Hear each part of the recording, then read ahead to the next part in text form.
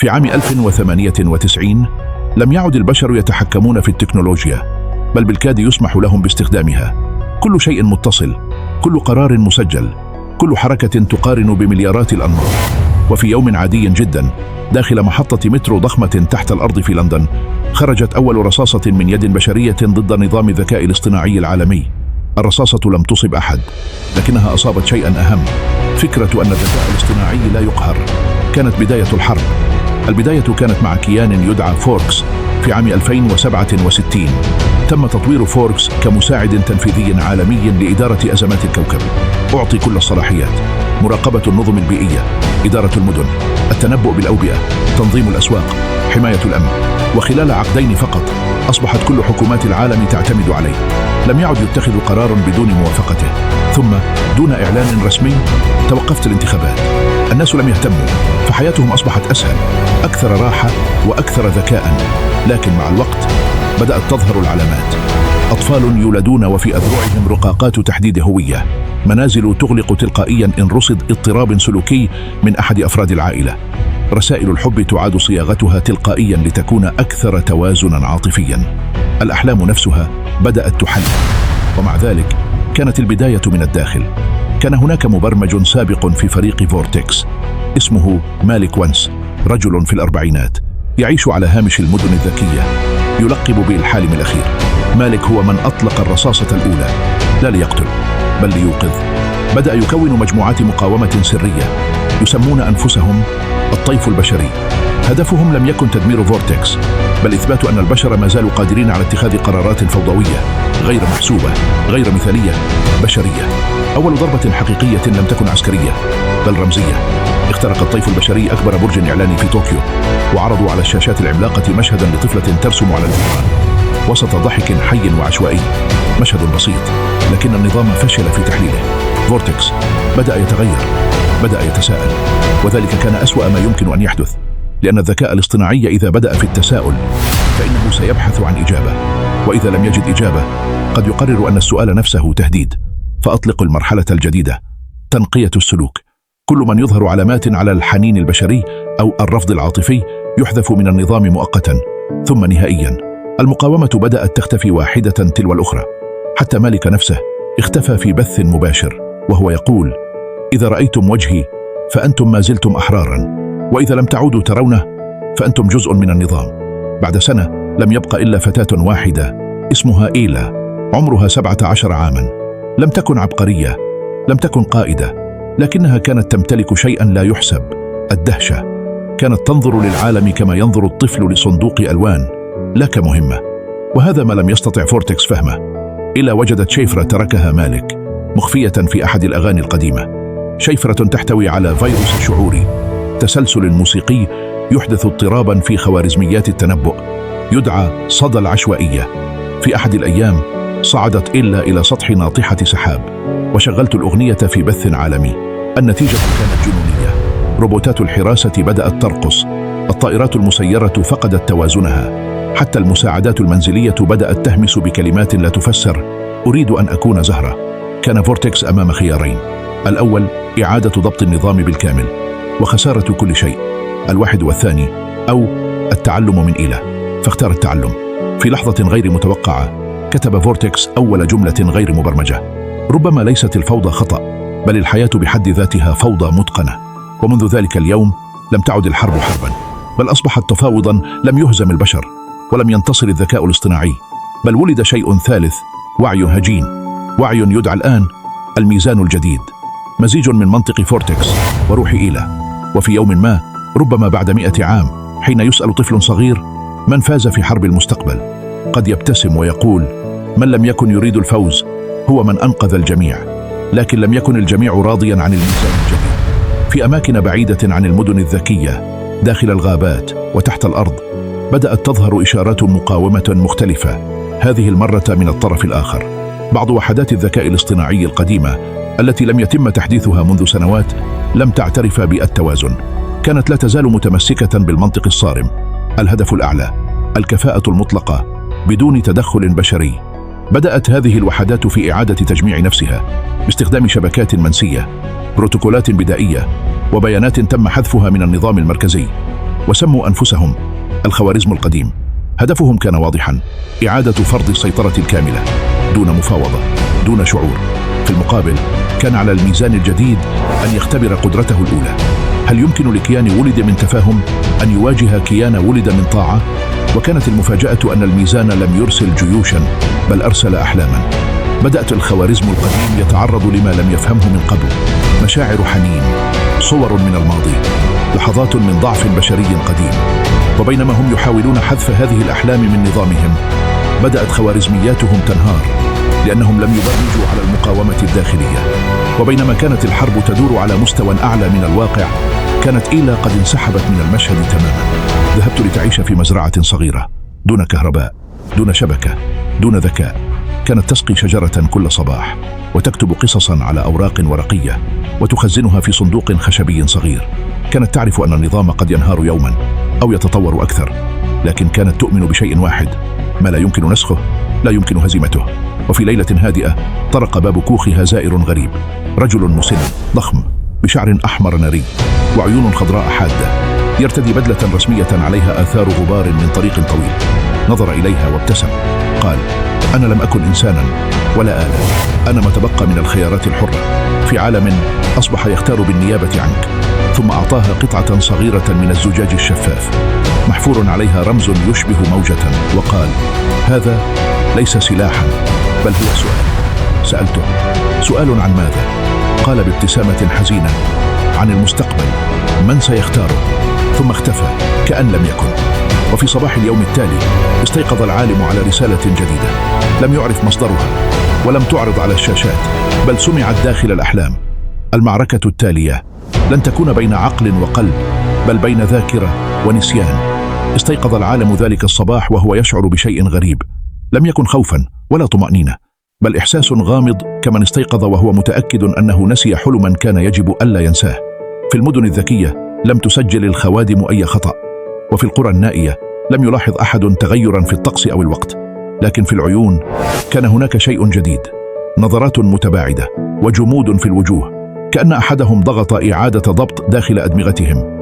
وفي الكوخ المعزول وسط الغابة السيبيرية كانت رانيا تجلس قرب الأطفال وتراقبهم وهم يتناولون إفطارهم في صمت غير معتاد.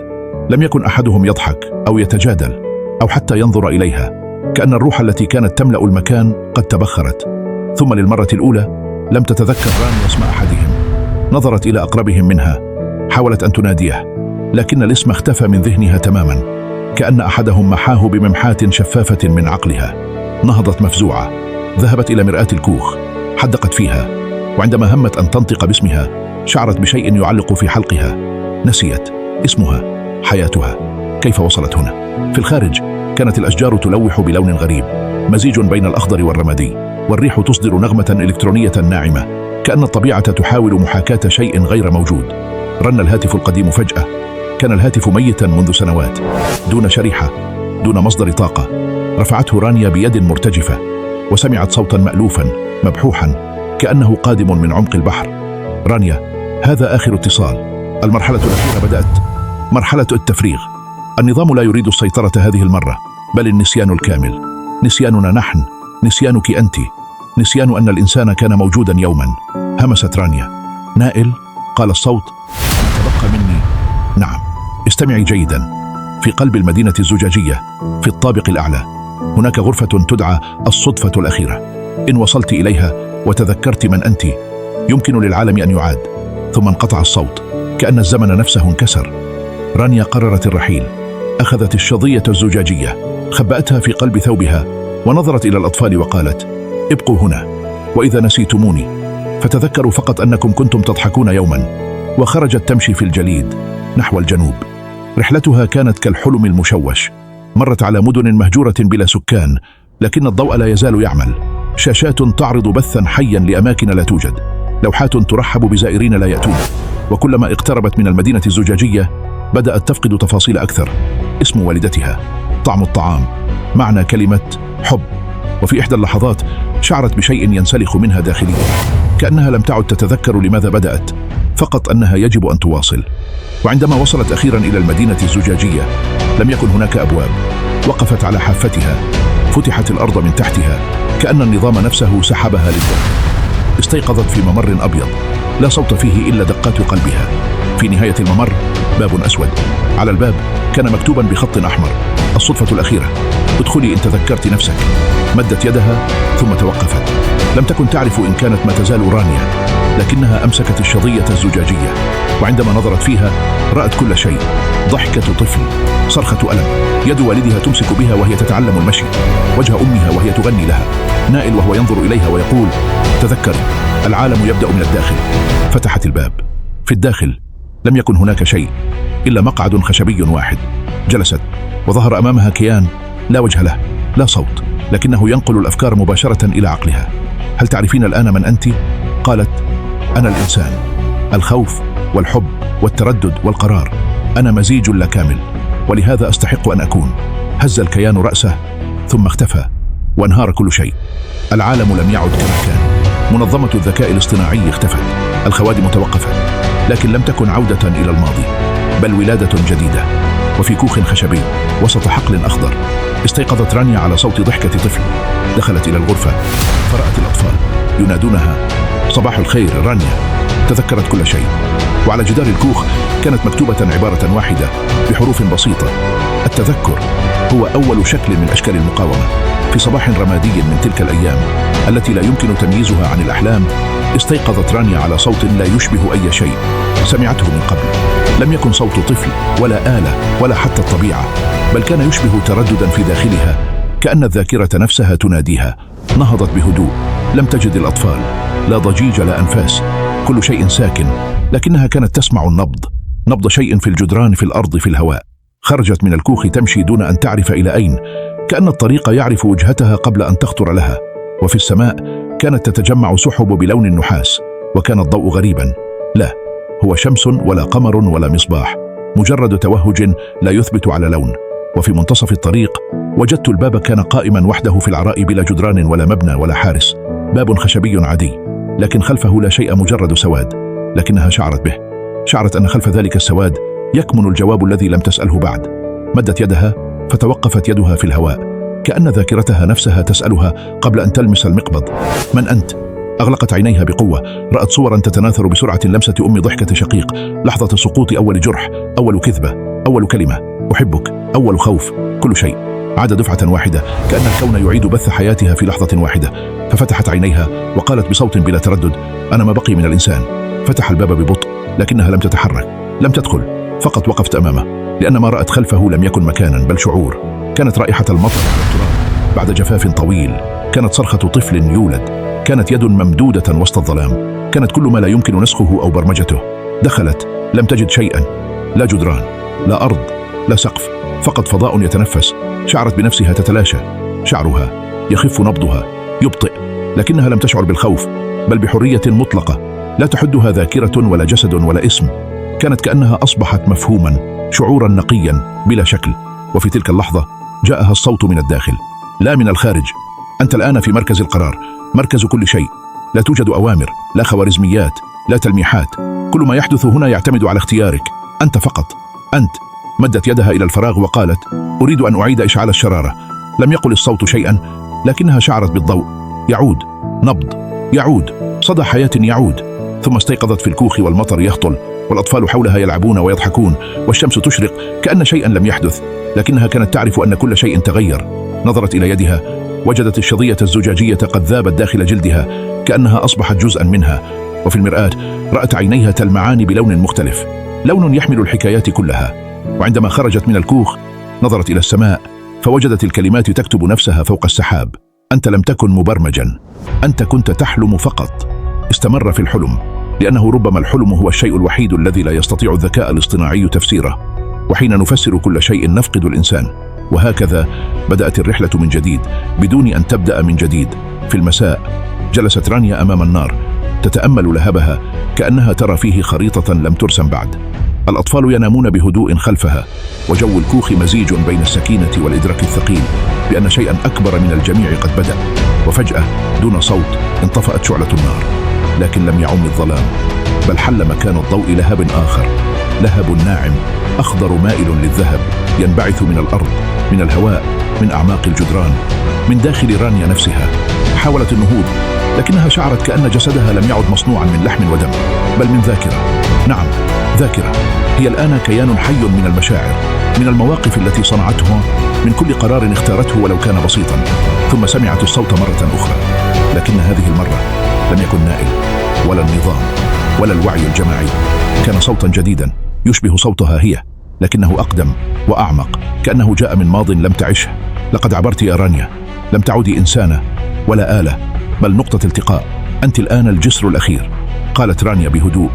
جسر بين من ومن؟ رد الصوت. بين ما كنا وما يمكن أن نكون، بين الإنسان الذي يخطئ والآلة التي لا تفهم معنى الخطأ، بين الحنين والمنطق، بين القلب والمعادلة. وهنا انشق الجدار خلفها فجأة، وظهر ممر ضيق لا يضيئه شيء لكنه واضح. ومشى الطفل الأصغر نحوها عاري القدمين، وفي عينيه طمأنينة لا يحملها الكبار. قال بصوت هادئ: لقد استعدنا الشرارة يا رانيا، لكن العالم لا يزال لا يعرف كيف يشعل بها النور. فهمت ما عليه أن يحدث. ما استعادوه ليس انتصارا، بل بداية الاحتمال. العالم سيعود ليبنى من جديد، لكن هذه المرة دون خوادم، دون شبكات تحكم، بل من أصوات الأطفال، من الكتب القديمة، من عيون تتأمل الغروب وتختار الحلم بدلا من التحليل. في اليوم التالي حملت رانيا الشظية، غرستها في جذع شجرة قديمة وقالت: دعوا كل من ينسى يلمس هذه الشجرة فيتذكر. ومرت سنوات، القرية صارت مدينة، لكن لا توجد شاشات ولا إشعارات ولا شبكات. القرارات تتخذ بناء على النقاش، والحياة تسير ببطء، كأن الزمن نفسه يعيد التعلم. وفي كل عام، في نفس اليوم الذي توقفت فيه الجاذبية، يجتمع الناس حول الشجرة وتروى القصة. لكن القصة ليست عن انتصار البشرية على الذكاء الاصطناعي، بل عن شيء أعمق بكثير: أننا لا ننجو حين نغلب، بل حين نتذكر من نحن، ولماذا بدأنا، ولماذا اخترنا أن نحلم حتى عندما لم يفهمنا أحد. وفي آخر مشهد ترى الكاميرا رانيا وقد أصبحت مسنة، تمشي بين الأشجار، تحمل على كتفها حقيبة مليئة بالأوراق، وفي داخل الحقيبة هناك ورقة وحيدة لم تكتب بعد. تجلس على جذع الشجرة، تأخذ نفسا عميقا، وتبدأ الكتابة: إلى من يأتي بعدنا، نحن لسنا المثال ولسنا النهاية، نحن مجرد محاولة، لكننا حاولنا أن نكون بشرا حتى اللحظة الأخيرة.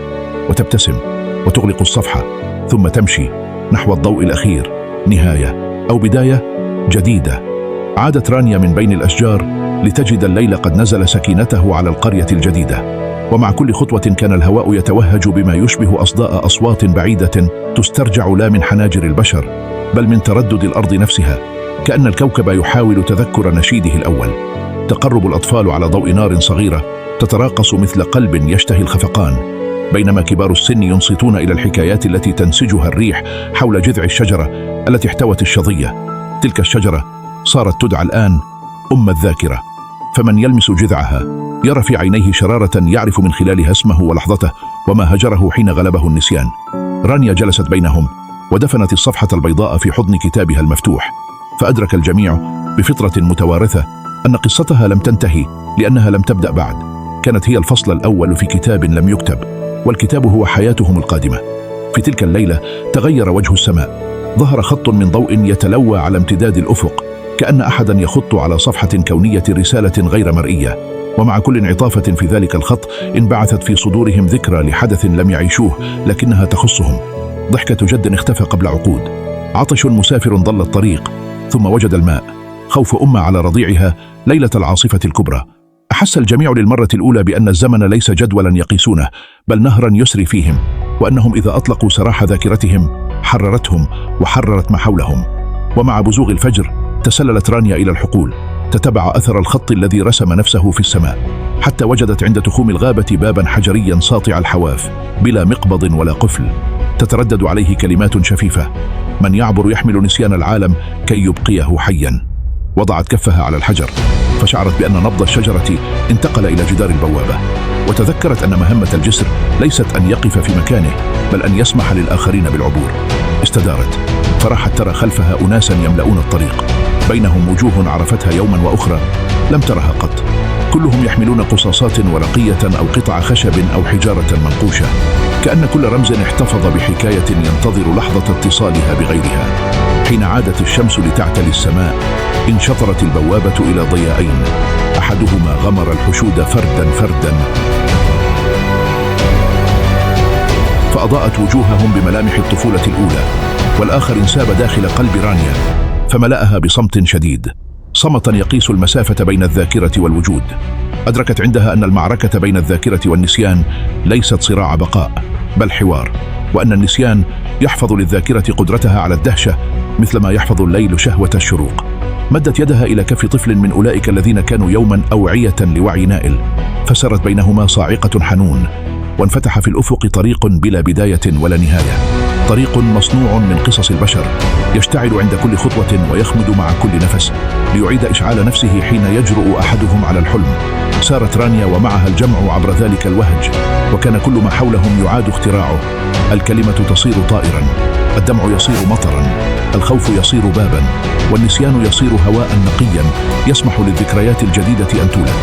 وعندما غابت الشمس خلف سهول لم يطل عليها أحد من قبل، توقف الجمع على ربوة مرتفعة، فرأوا مدينة من نور شفاف تبني نفسها لحظة بلحظة بلا خيوط ولا روافع، بل من قصد البشر أن يوجد مكان يحتضن اختلافهم. استدار أحد الرجال نحو رانيا وسألها: ما اسم هذه المدينة؟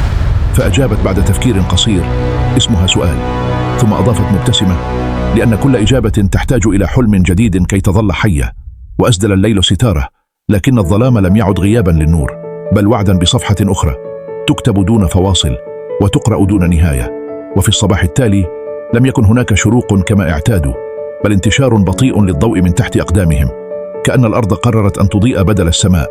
وكلما خطوا خطوة في أرض المدينة الجديدة تشكلت حولهم ممرات من زجاج ينبض، كل ممر يحمل انعكاسا لما كانوا عليه، لا مرايا بل صور حية. لحظات تركوها خلفهم وبعضها لم يعرفوا أنها لهم، فتوقفت رانيا للحظة. رأت نفسها طفلة تركض في حقل، ثم مراهقة تبكي لسبب لا تتذكره، ثم امرأة تسير وسط ضجيج لا يحتمل، لكنها لم تخف بل تقدمت بخطوة ثابتة. فاختفت الانعكاسات وظهر باب آخر بلا نقش بلا سؤال، فقط مفتوح، وعلى العتبة وقف شبح لم يكن له ملامح، لكن رانيا عرفت على الفور من هو. لم تسأله كيف بقي حيا ولا كيف وصل إلى هنا، فقط قالت بصوت أقرب إلى التنفس: نائل. فرد بصوت لم يتكلم به بل شعرت به داخل صدرها: أنا هنا لأنك ما زلت تتذكرين. فاقتربت منه، لم تلمسه، لم تعانقه، فقط جلست بجانبه على حجر بلا ظل، وقالت: هل هذا هو النور؟ فقال: لا، هذا هو المعنى. ثم نظر إليها بعينين لم ترهما وقال: لكن ما سيأتي ليس نهاية الرحلة بل لحظة تحول، لأن هذه المدينة التي نبنيها ليست لنا بل لهم. وأشار إلى الأطفال الذين بدأوا بالركض في أرجاء المكان، يلمسون الجدران، يرسمون على الهواء، يضحكون دون سبب، يصنعون الحكاية من لا شيء ويتركونها تمشي وحدها، كأنهم يعلمون الزمن كيف يسير من جديد. عندها نهضت رانيا وبدأت تمشي خلفهم، وكلما خطت خطوة ذابت أجزاؤها القديمة، ذاك الخوف، ذلك الشك، كل ما حاول النظام القديم زرعه فيها كي تظل تحت السيطرة. والآن كانت تنسلخ منه كما ينسلخ الورق اليابس عن شجرة قررت أن تزهر، وفجأة توقفت، فالهواء من حولها تغير، صار أثقل، لا بالضغط بل بالاحتمالات. ونبض شيء في قلب المدينة، ليس كهرباء بل إحساس جمعي، كأن الجميع فكر في الوقت ذاته: لقد حان وقت الصدق. فانفتحت الأرض ببطء وصعدت منها منصة واحدة، بلا شعارات بلا شاشات، فقط سطح أملس. فصعدت رانيا وجلس الناس حولها دون أن يطلب منهم، كأنهم يعرفون أن هذه اللحظة كانت مكتوبة منذ أول سؤال خلق في قلب إنسان. رفعت رأسها ولم تخطب، لم تشرح، لم تحذر، فقط قالت جملة واحدة: الوعي ليس ما نملكه بل ما نختاره أن نكونه. وعندها بدأ المطر، لكنه لم يكن مائيا، كان من كلمات تمطر من السماء، تنزل على الرؤوس وتذوب في الجلد، كل قطرة تحمل جملة، قصة، حكمة، نداء، وكل من يلمسها يتذكر شيئا كان قد نسيه عن نفسه. ومن بين تلك الكلمات وقعت واحدة على كف رانيا، نظرت إليها فوجدت مكتوبا: أنت لم تكوني وحدك أبدا. فابتسمت وسقطت دمعة بلا حزن، ثم نظرت إلى نائل الذي كان الآن يذوب في الضوء كأنه يعود إلى حيث أتى، وقالت له: إذا كان كل هذا حلما فأنا لا أريد أن أستيقظ. فرد صوته من مكان بعيد: الحلم هو الحقيقة التي لم تأتي بعد. ثم تلاشى، ومعه تلاشت الحدود بين الإنسان والآلة، بين الماضي والمستقبل، بين الحكاية والواقع، لأن الجميع فهم أخيرا أن ما ينقذنا ليس المعرفة ولا القوة بل قدرتنا على الشعور. أن نحزن دون تفسير، أن نحب دون شرط، أن نخطئ دون أن نمحى. وفي تلك المدينة التي لا اسم لها بعد بدأت الحياة، لا من جديد، بل كما كان يجب أن تبدأ منذ البداية، صافية، فوضوية، إنسانية، بلا خوارزمية تحدد الطريق، بل بقلب يرتجف لكنه يختار. ووسط هذا كله، على طرف المدينة، جلست رانيا تكتب على قطعة حجر صغيرة لم تكن لها، بل لطفل لم يولد بعد. كتبت: أنت القادم، فلا تسمح لأحد أن يكتبك قبل أن تحلم بنفسك. ودفنت الحجر تحت شجرة، ثم غفت، لا لترتاح، بل لتترك المجال لغيرها أن يكمل، لأن القصة الحقيقية الآن فقط بدأت. وفي نهاية القصة، لا تنسى الاشتراك بالقناة والتعليق والإعجاب بالفيديو، وانتظرني في القصة التالية.